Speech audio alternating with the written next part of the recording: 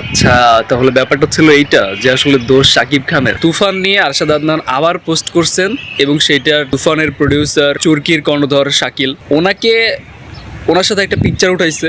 So picture ওঠানোর পরে post করছে যে শুভকামনা জানাইছে আর কি তুফানকে। ওইখানে তিনি বুঝেন, কিন্তু ওইখানে তিনি ট্যাগ করছে শাকিলকে, ওইখানে তিনি ট্যাগ করছে রায়হান রাফিকে, হ্যাশট্যাগে দিয়েছে তুফান।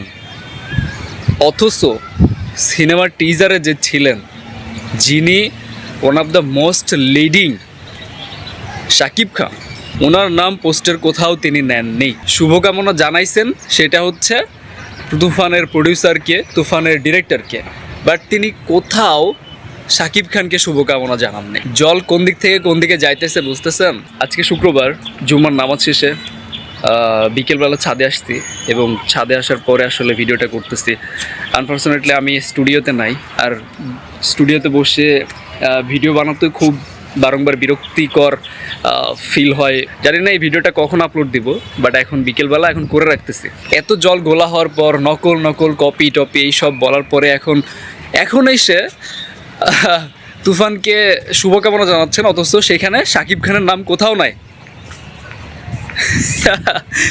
মানে কি বলবো, আসলে দুঃখে বায়ঞ্চুত হয়ে যাওয়ার মতন অবস্থা। লিটারেলি যেই গেমটা চলতেছে শাকিব খানের সাথে, এটা আসলে এখন ক্লিয়ার আমাদের কাছে এবং সমস্ত বাংলাদেশিদের কাছে ক্লিয়ার। শাকিব খান একটা মৌমাছির চাক, সেই মৌমাছির চাক থেকে মধু শেষ, তো সেই চাকের আর মৌমাছির কোনো দাম নাই। ব্যাপারটা এমনই ঘটছে শাকিব খানের সাথে, যেখানে শাকিব খানের সিনেমা তুফান তাকে শুভকামনা জানাচ্ছেন। একদিন আগে যিনি ওইটাকে কপি বলে পোস্ট করেছেন, তিনি আবার শুভকামনা জানাচ্ছেন সেখানে শাকিব খানকে মেনশন না করে। সেখানে তুফানের প্রডিউসার, তুফানের ডিরেক্টর সবাইকে তিনি শুভকামনা জানাচ্ছেন, অথচ সেখানে শাকিব খানের নাম উল্লেখ নাই। রাগটা কি আসলে শাকিব খানের উপরে? এই মানুষটা আসলে কিভাবে কাকে খুশি রাখবে? শাকিব খান কিভাবে খুশি রাখবে? তার শত্রুতে পরিণত হয় এবং তারা চায় না যে শাকিব খান মানসম্মত কাজ করুক। এটা হচ্ছে মেন কথা। যেটা বলছিলাম যে আসলে দোষ কি আসলে সব কিছু শাকিব খানের ওপর দিয়ে যায়?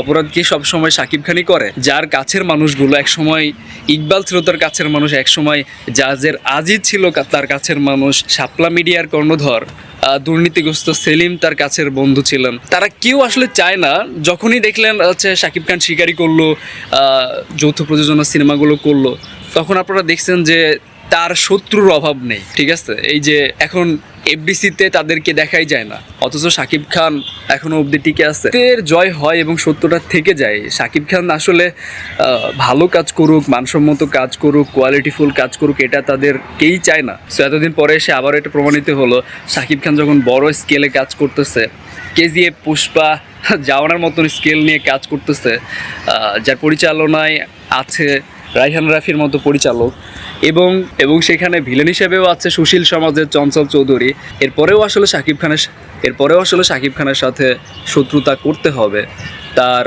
বন্ধু থেকে শত্রুতে পরিণত হতে হবে, কারণ মধু তো আসলে খাওয়া শেষ।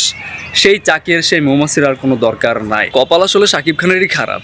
যখনই কোনো না কোনো ভালো একটা পজিশনে কাজ করে, ওপার বাংলা এপার বাংলা মিলিয়ে যৌথ প্রযোজনা সিনেমাতে যখনই কাজ করছে, তার বিরুদ্ধে ষড়যন্ত্র এবং তাকে মেরে ফেলা হবে এরকম হুমকিও তার উপর দিয়ে চলে গেছে। পরিশেষে আসলে একটা কথাই বলতে চাই যে এই দুনিয়াতে কেউ কারোর আসলে আপন না। নিজের রক্তের ছাড়া কেউ কখনো আসলে ভালো চায় না। আপনি শাকিব খান একটা কথা বলছিল 2022 সালের একটা ইন্টারভিউ আমি দেখলাম, তিনি বলছেন যে নায়ক রাজ্জাক মারা যাওয়ার আগে শাকিব খানকে একটা কথা বলেছে যে তোমার শত্রু তুমি নিজেই, তোমার শত্রু তোমার ফেম, তোমার শত্রু তোমার ভালো কাজ, তোমার শত্রু তোমার পাবলিসিটি, তোমার ফেমাসিটি, এই সমস্ত কারণেই তোমার শত্রুতা হয়।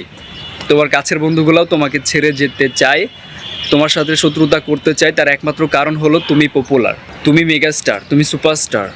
তোমাকে ধরার মতো অ্যাবিলিটি তোমার শত্রুদের নেই, তাই তোমার সাথে শত্রুতা করেই ওদেরকে বেঁচে থাকতে হবে। That was the great advice for Shakib খান।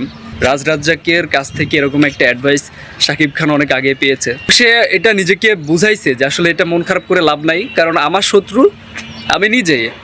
আমার ফেম, আমার ফেমাসিটি, আমার পাবলিসিটি, আমার স্টারডম, এটা দেখে অনেকের হিংসা হয়। কেউ চায় না আসলে আমি ভালো কাজ করি। আমাকে দাবিয়ে রাখার মতো কেউ নাই, সেহেতু আমার সাথে শত্রুতা করেই সবাইকে টিকে থাকতো। সো এটা আসলে বাস্তবতা, দুনিয়াতে কেউ কারোর আপন না। সেই রাজকুমার সিনেমার কারণে কিন্তু টিজারটা রিলিজ দিচ্ছে অনেক পরে, এখনও স্টিল নাও থিয়েটারে কিন্তু চলতেছে। কানাডা চলতেছে, ইউরোপ, আমেরিকা, বিভিন্ন কান্ট্রিতে কিন্তু চলতেছে রাজকুমার সিনেমা, এখনও স্টিল নাও থিয়েটারে। তারপরেও শাকিব খানকে নিয়ে কেমন হিংসাত্মমূলক পোস্ট তার কাছের বন্ধু। আসলেই চায় না যে আসলে শাকিব খান ভালো কাজ করুক।